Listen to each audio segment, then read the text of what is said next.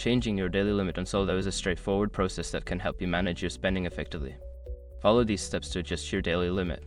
Step 1. Log into your Soldo account. Visit the Soldo website or open the Soldo app and enter your login credentials to access your account. Step 2. Navigate to Settings. Once logged in, locate the Settings menu.